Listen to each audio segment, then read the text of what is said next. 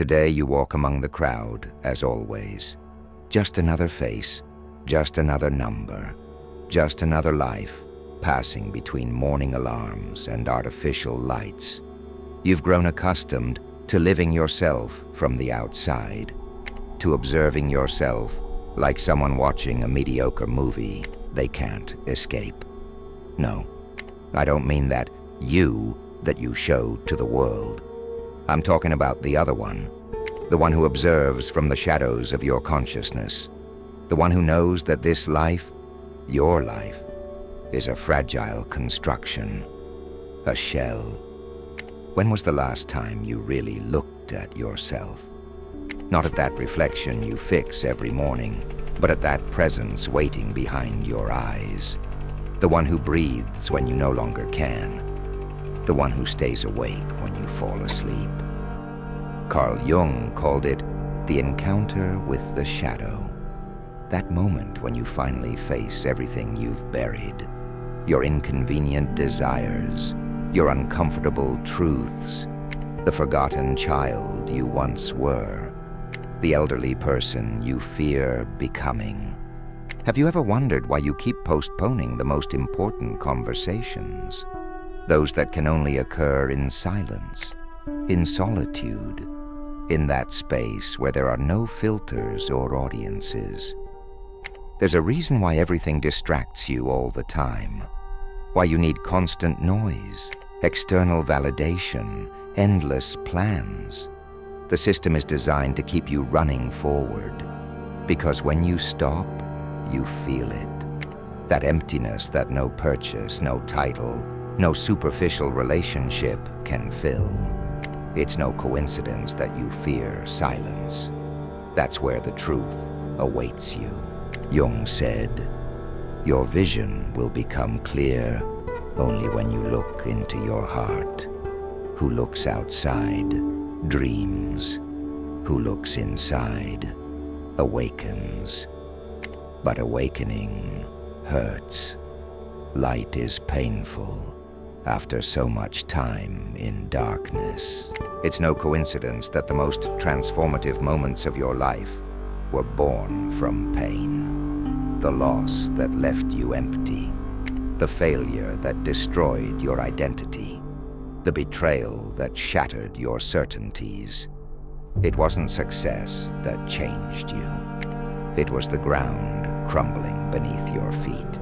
It was falling into the abyss of yourself. Because it's in the fall that you finally release everything you are not. The paradox is this: only when you accept your own destruction do you discover what is indestructible in you. The person you are today is dying, not in some distant future, but right now, with every breath, with every word you utter, with every thought that crosses your mind.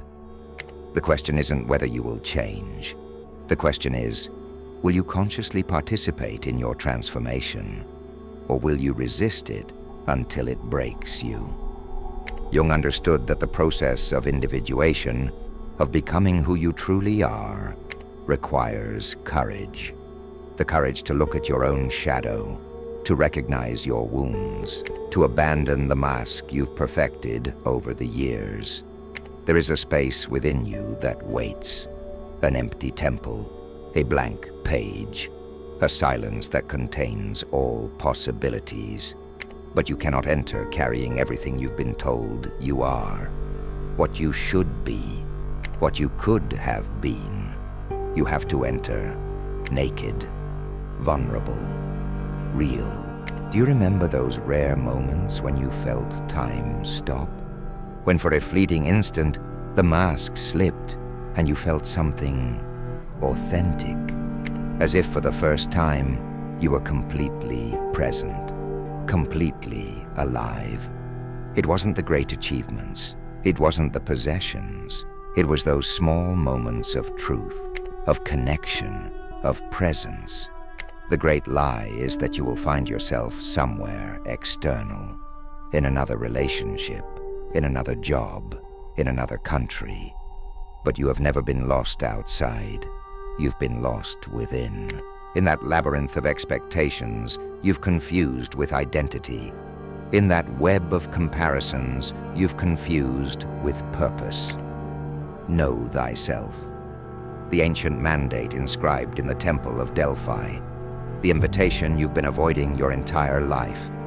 There is a question that pursues you, that lurks in those moments of lucidity before sleep, in those mornings when you wake up with an inexplicable weight, in those instants of clarity that you quickly bury under distractions.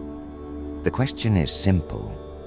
Who would you be if you abandoned everything you believe you should be? Jung reminded us that most of us are not what we believe ourselves to be. We live in a fiction constructed in equal parts by external expectations and internal fears. Life, your authentic life, begins at the exact moment when you dare to question that fiction. There is a wild territory within you, unexplored, vast, mysterious. It is the territory of your true self, not the domesticated self you present to the world, not the obedient self that fulfills expectations, but the primordial self that existed before you were told who you should be. This territory is not found by following a map designed by others. It is not reached by fulfilling predetermined objectives. It is found in silence, in voluntary solitude, in that sacred space where you finally allow yourself to hear your own voice. Would you recognize it if you heard it? Would you recognize your own voice among the chorus of voices you've internalized? There is a moment in every life, a turning point, a crossroads. It is the moment when you decide whether you will continue living by inertia or begin to live by intention. Whether you will remain a character in a story written by others or become the author of your own existence. Jung described it as the encounter with oneself, that revealing instant when you recognize that the life you've lived until now has been in many ways a response to external expectations. And then comes the most important question: what now? The encounter with yourself is not a destination. It's a portal, a threshold. On the other side, there are no certainties, no securities, no paths already traced. There exists only the possibility of an authentic life, of an existence less conditioned by fear and more guided by truth. Jung warned us that your vision will be clear only when you look into your heart, that who looks outside dreams, who looks inside awakens. Are you ready to awaken? Don't deceive yourself. This awakening is not a single moment of enlightenment. It's a daily commitment to your own truth. It's a constant practice of authenticity. It's choosing again and again the difficult path of honesty over the easy path of conformity. Transformation begins with small steps, with tiny moments of courage. When you say no to what doesn't resonate with your truth, when you say yes to what scares you but makes you feel alive, when you allow yourself to be seen as you really are, without filters, when you allow yourself to feel completely, without numbing yourself. Each of these moments is a step toward yourself, a return home. Jung understood that the privilege of a lifetime is to become who you truly are, not who you should be, not who you could have been under different circumstances, but exactly who you are, with your contradictions, with your wounds, with your light and your shadow.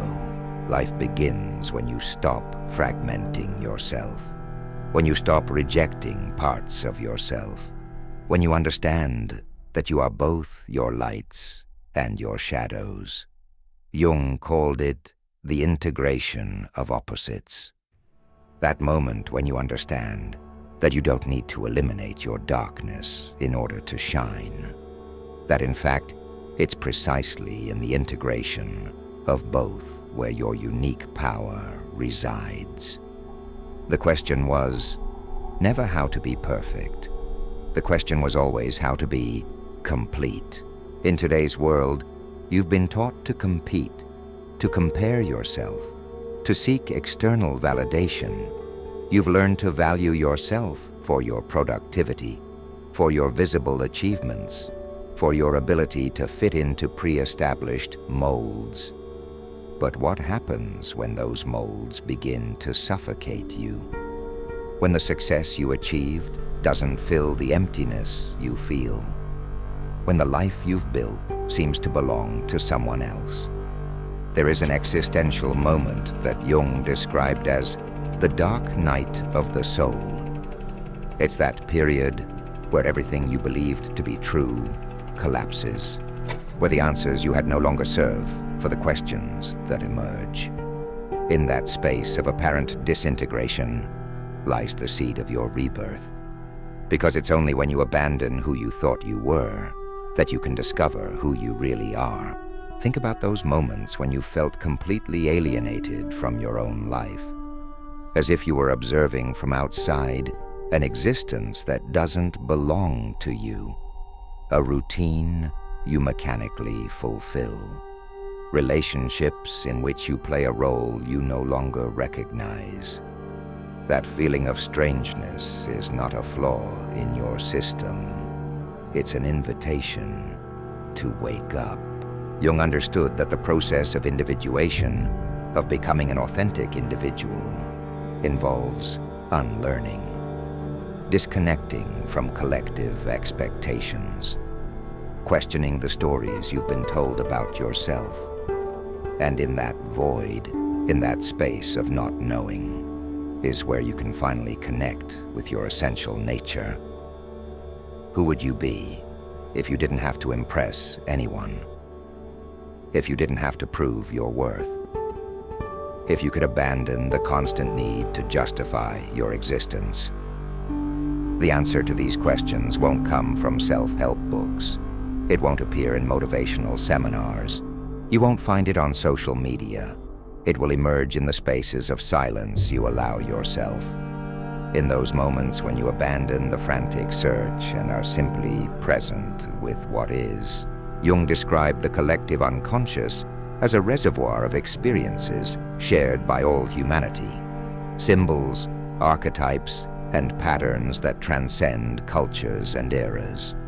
Within that vast ocean of the human psyche, there is an internal compass, a guide that orients you toward your own center, toward what Jung called the self. It's not your personality. It's not your ego. It's that constant presence that observes the drama of your life without judging it, that remains immutable while your moods fluctuate like the weather. Connecting with that presence doesn't require complicated techniques. You don't need years of meditation in a cave. It only requires the courage to stop, to pause amidst the noise, to question the narrative you've told yourself about who you are. Have you wondered why certain situations or people trigger disproportionate reactions in you? Why certain topics generate inexplicable discomfort? Why you repeat patterns you consciously wish to avoid? Jung called it projection, that mechanism by which you attribute to others what you cannot or do not want to see in yourself. Your most severe judgments, your sharpest criticisms, your most vehement rejections are mirrors. They reflect the parts of yourself that you have denied, repressed, or ignored. The shadow, that repository of everything you consider unacceptable in yourself, doesn't disappear because you deny it. It becomes more powerful, more dominant, more determinant in your unconscious decisions. Integrating your shadow doesn't mean acting from it. It doesn't imply giving free rein to your destructive impulses. It means recognizing it, accepting it as part of your humanity, understanding that it contains not only your darkest aspects, but also undeveloped potentials, talents you've discarded, strengths you've minimized. In that integration lies the seed of your authenticity. Because true freedom doesn't consist of eliminating your uncomfortable aspects. It consists of embracing them as an integral part of who you are. There is a pattern that emerges when you finally allow yourself to be all that you are. A coherence, an integrity. Jung represented it in the symbol of the mandala, the representation of psychic totality, the sacred circle that contains all aspects of being. When you stop rejecting parts of yourself, when you embrace both your strengths and your weaknesses, something changes. A new clarity emerges, a new peace. Not the peace of someone who has eliminated their internal conflicts, but the peace of someone who has accepted them as an integral part of their humanity. The final paradox is this: only when you completely accept who you are do you become capable of change. Because authentic change is not born from rejection of what you are, but from the deep acceptance of your present reality. Only from that place of acceptance can you consciously choose who you want to be, what values you want to embody, what mark you want to leave on this world. Authentic life doesn't begin tomorrow. It doesn't begin when you solve your problems. It doesn't begin when you reach your goals. It begins in this precise moment, in this breath, in this awareness. It begins when you stop, when you listen, when you allow yourself to feel the discomfort of the encounter with yourself. There is a question that has accompanied you from the beginning, a concern that intensifies with each word. What would happen if, for a moment, you dropped all your defenses? If you abandoned all your disguises? If you allowed yourself to be seen, really seen, as you are? This is the true beginning. The point where your life stops being a response to external expectations and becomes an expression of your internal truth. Jung wrote, "The shoe that fits one person pinches another. There is no recipe for living that suits all cases. Your path is uniquely yours. Your truth is uniquely yours. Your life is uniquely yours. And it begins, really begins, when you have the courage to find yourself, to recognize yourself, to accept yourself, and finally, to express yourself completely. This is not the end of the journey. It's barely the first step."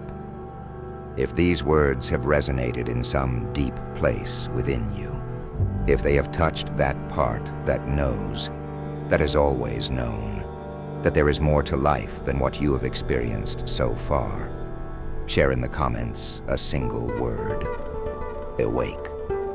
And remember, what you seek is not in another place, in another time, in another life. It's here, now, in the silence between these words, in the space between your thoughts, in that indestructible core of yourself that waits, patient, to be discovered. Life begins when you find yourself. And that moment